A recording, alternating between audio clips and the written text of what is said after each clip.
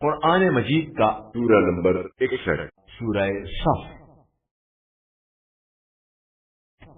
سورہ صف کے متعلق چند مختصر نکات تلاوت و ترجمے کے ساتھ۔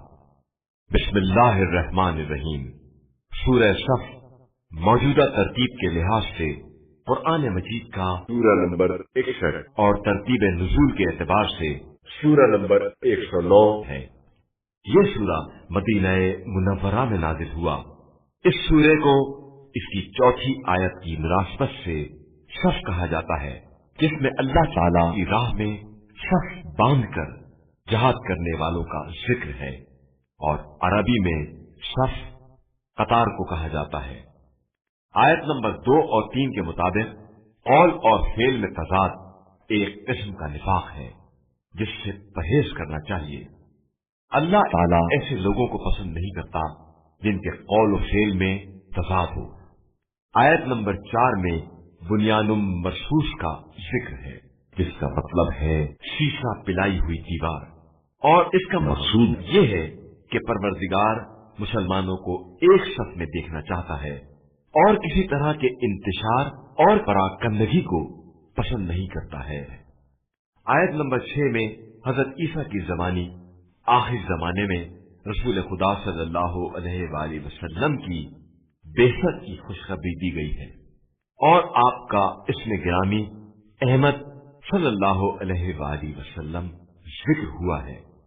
آیت نمبر 8 میں اشارہ ہے کہ کفار کی ہمیشہ یہ کوشش رہی ہے کہ نور خدا یعنی اسلام کو سازشوں کے ذریعے ختم کر دے، لیکن خدا نے ہمیشہ اپنے نور کی حفاظت کی ہے، اور یہ وعدہ الہی ہے کہ وہ اپنے اس نور کو اپنے آخری نمائندے امام زمانہ علیہ السلام کے ذریعے تکمیل تک پہنچا دے گا۔ آیت نمبر 10 اور 11 میں ایک ایسی تجارت کی نشاندہی کی گئی ہے جس میں کسی خسارے کا امکان نہیں ہے اور دردناک عذاب سے نجات کی ضمانت بھی ہے، اور وہ تجارت اللہ اور اس کے رسول صلی اللہ علیہ وآلہ وسلم پر ایمان لانا اور اس کی راہ میں اپنی جان و مال کو قربان کرنا ہے۔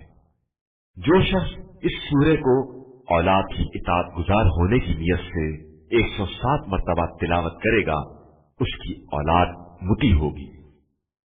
بسم اللہ الرحمن الرحیم۔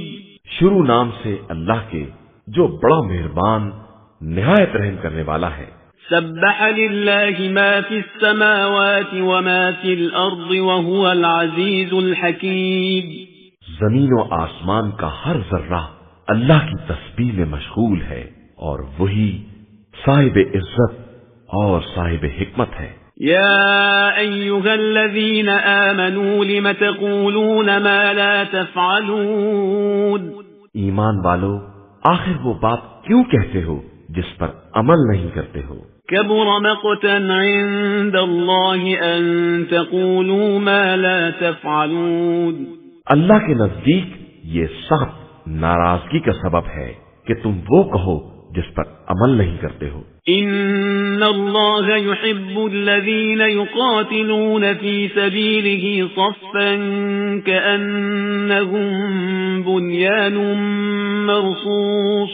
بے شک اللہ ان لوگوں کو دوست رکھتا ہے جو اس کی راہ میں اس طرح صف باندھ کر جہاد کرتے ہیں جس طرح سیسا پلائی ہوئی دیواریں۔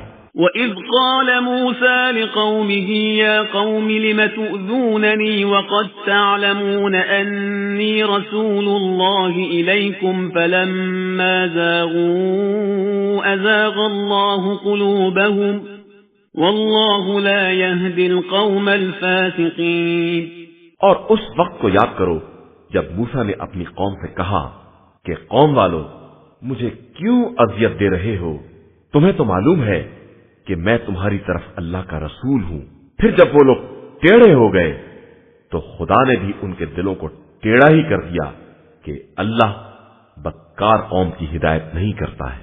وَإِذْ قَالَ عِيسَى ابْنُ مَرْيَمَ يَا بَنِي إِسْرَائِيلَ إِنِّي رَسُولُ اللَّهِ إِلَيْكُمْ مُصَدِّقًا لِمَا بَيْنَ يَدَيَّ مِنَ التَّوْرَاةِ وَمُبَشِّرًا بِرَسُولٍ يَأْتِي مِن بَعْدِ اسْمُهُ أَحْمَدُ فَلَمَّا جَاءَهُم بِالْبَيِّنَاتِ قَالُوا هَذَا سِحْرٌ مُبِينٌ۔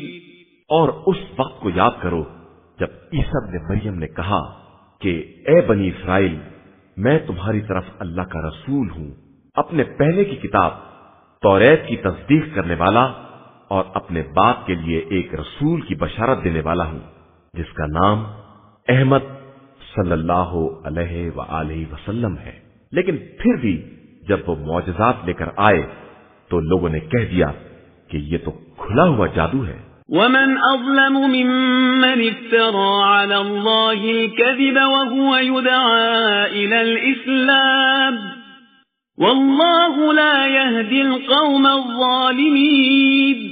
اور اس سے بڑا ظالم کون ہوگا جو خدا پر جھوٹا الزام لگائے جبکہ اسے اسلام کی دعوت دی جا رہی ہو، اور اللہ کبھی ظالم قوم کی ہدایت نہیں کرتا ہے۔ يريدون ليطفئوا نور الله بأفواههم والله متم نوره ولو كره الكافرون۔ یہ لوگ چاہتے ہیں کہ نور خدا کو اپنے منہ سے بجھا دے، اور اللہ اپنے نور کو مکمل کرنے والا ہے، چاہے یہ بات کفار کو کتنی ہی ناگوار کیوں نہ ہو۔ هو الذي أرسل رسوله بالهدى ودين الحق ليظهره على الدين كله ولو كره المشركون۔ وہی خدا وہ ہے جس نے اپنے رسول صلی اللہ علیہ وآلہ وسلم کو ہدایت اور دین حق کے ساتھ بھیجا ہے تاکہ اسے تمام ادیان پر غالب بنائے، چاہے یہ بات مشرکین کو کتنی ہی ناگوار کیوں نہ ہو۔ يا أيها الذين آمنوا هل أدلكم على تجارة تنجيكم من عذاب أليم۔ ایمان والو، کیا میں تمہیں ایک ایسی تجارت کی طرف رہنمائی کروں جو تمہیں دردناک عذاب سے بچا لے؟ تؤمنون بالله ورسوله وتجاهدون في سبيل الله بأموالكم وأنفسكم ذلكم خير لكم إن كنتم تعلمون۔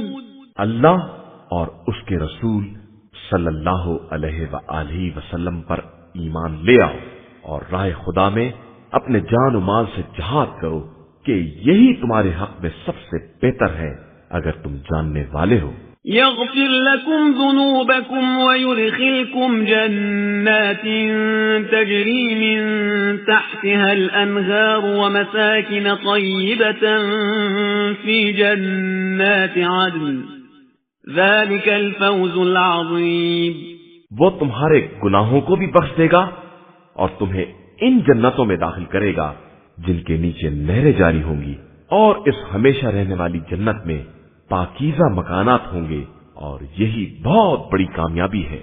وَأُخْرَى تُحِبُّونَهَا نَصْرٌ مِّنَ اللَّهِ وَفَتْحٌ قَرِيبٌ وَبَشِّرِ الْمُؤْمِنِينَ۔ اور ایک چیز اور بھی جسے تم پسند کرتے ہو، اللہ کی طرف سے مدد اور قریبی فتح، اور آپ صلی اللہ علیہ وآلہ وسلم مومنین کو بشارت دے دیجئے۔